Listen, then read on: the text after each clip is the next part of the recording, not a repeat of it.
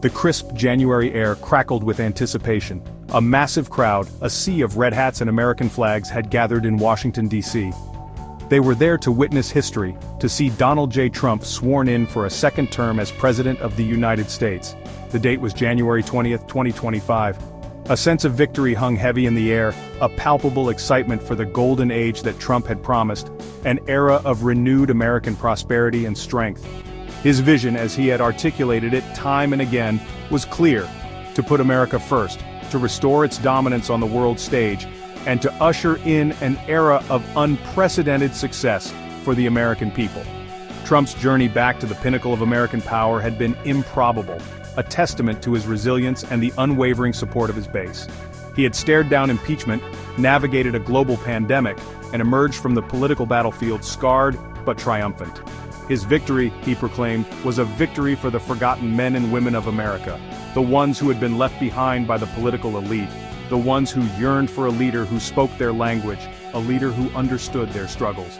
And now, with 4 more years at the helm, Trump was determined to deliver on his promises, to make America great again, again.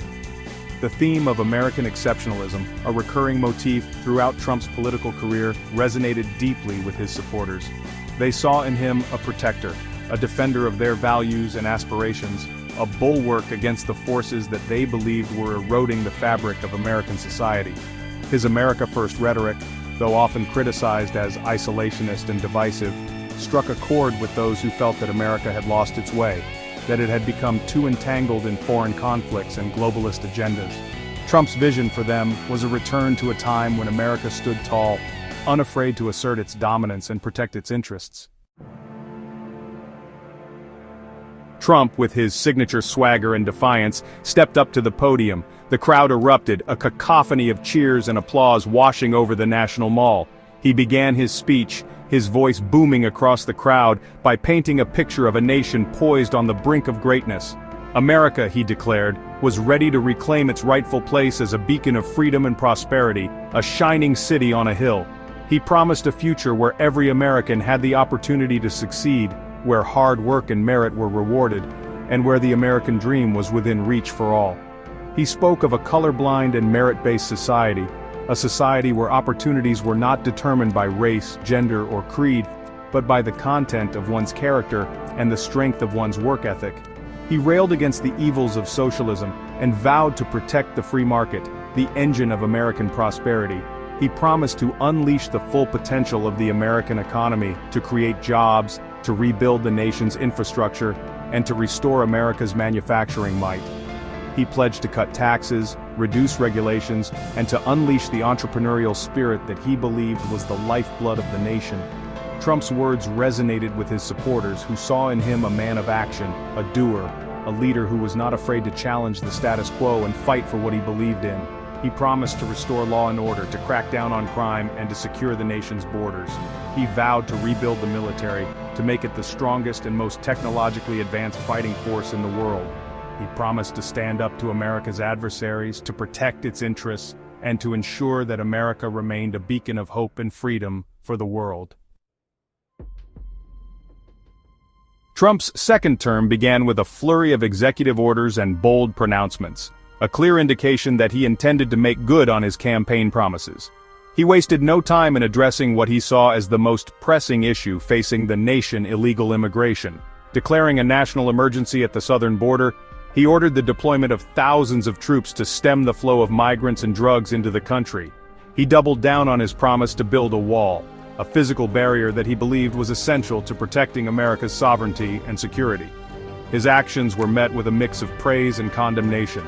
Supporters applauded his decisiveness and his commitment to securing the border. They saw it as a necessary step to protect American jobs, communities, and way of life. Critics, however, denounced his actions as cruel, inhumane, and counterproductive. They argued that building a wall was a waste of taxpayer money and that it would do little to address the root causes of migration. The debate over immigration, already a contentious issue, became even more polarized, a stark illustration of the deep divisions that existed within American society. Trump's actions on other fronts were equally controversial. He fulfilled a campaign promise by officially recognizing only two genders, a move that was hailed by social conservatives but condemned by LGBTQ+ rights groups and their allies. He signed an executive order aimed at ending what he called government censorship, a move that was seen by some as an attack on the free press. He announced his intention to reclaim the Panama Canal, falsely claiming that it was operated by China, and to plant the American flag on Mars, pronouncements that were met with a mix of amusement and disbelief internationally. Trump's second inauguration, much like his first, was a study in contrasts. While his supporters cheered his every word, thousands of protesters took to the streets of Washington, D.C. to voice their opposition to his presidency. They carried signs denouncing his policies, his rhetoric, and his very presence in the Oval Office. The Women's March, held the day after his inauguration, drew hundreds of thousands of participants nationwide, a testament to the deep-seated opposition that Trump continued to inspire. The political landscape, meanwhile, remained as polarized as ever. Republicans, emboldened by their control of both chambers of Congress, largely fell in line behind their leader. Democrats, relegated to the minority, found themselves with limited options for challenging Trump's agenda.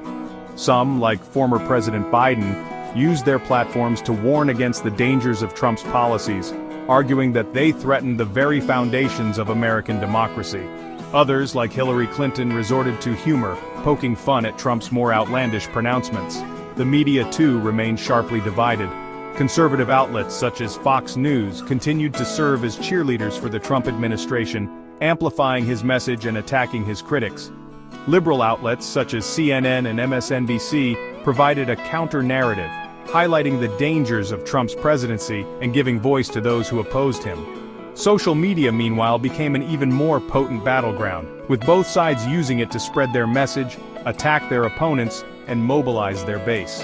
As Trump embarked on his second term, America found itself at a crossroads. The nation was deeply divided, its political system seemingly incapable of bridging the chasm that separated its two halves. Trump's supporters saw him as a savior, a strong man who was not afraid to shake things up and put America first.